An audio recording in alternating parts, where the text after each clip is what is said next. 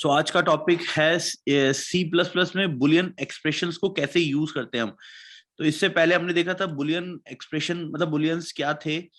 ये अपने को जैसे डेटा टाइप है जिसमें ट्रू और फॉल्स की वैल्यूज रिटर्न होती है, तो इनको कैसे काम में ले सकते हैं ट्रू फॉल्स को।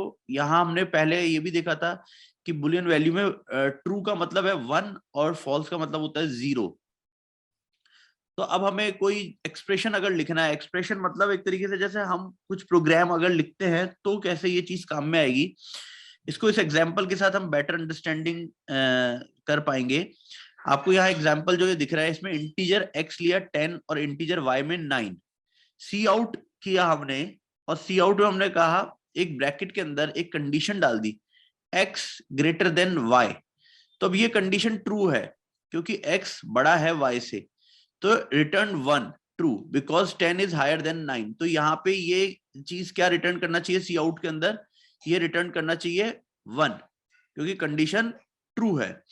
और इसी चीज को हम सीधे अगर ऐसे भी लिख सकते हैं, यहाँ हमने वैल्यूज पास करके वेरिएबल के अंदर वैल्यू पास की फिर लिखा, यहाँ पे हम इसको सीधे भी अगर ऐसे भी लिखेंगे तो भी ये ट्रू रिटर्न करेगा, और अगर इसका उल्टा करेंगे तो वो फॉल्स रिटर्न करेगा।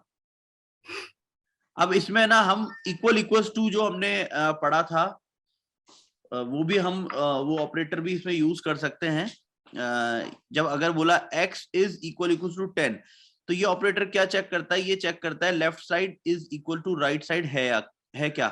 तो यहाँ x की वैल्यू हमने 10 डाल रखी है, इस वजह से x is equal equal to 10 है, तो ये ट्रू है ये वाला अपना पार्ट। तो ट्रू होने की वजह से अगेन इट शुड रिटर्न 1। और अगर हम इसको ऐसे चेक करें कि 10 इज इक्वल इक्वल टू 15, तो ये फॉल्स है, 10 15 के बराबर नहीं होता, तो यहाँ पे इट शुड रिटर्न 0। तो एक बार हम इनको वैसे हम आगे अभी कंपैरिजन ऑपरेटर कंपैरिजन वगैरह जब करेंगे तब चेक करेंगे, एक बार इसको हम चेक करते हैं एग्जाम्पल्स को।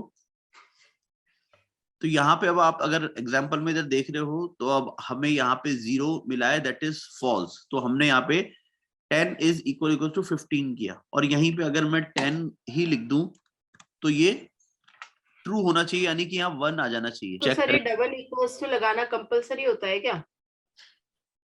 ये एक्चुअली वो है। So now the answer is 1 since 10 is equal equal to 10, तो ये होने की वजह से आंसर ये हो गया है। तो आप कोई सा भी ऑपरेटर यहाँ लगा के चाहे वो हमारा ग्रेटर देन स्मॉलर देन कोई सा भी आप ऑपरेटर्स लगा के एक बार चेक कर सकते हैं कि किस तरीके से बुलियन एक्सप्रेशन काम करते हैं। तो ये ऑटोमेटिकली अंदर कंडीशन चेक करके इसने बुलियन डेटा को वो करा है, आउटपुट में दे दिया है।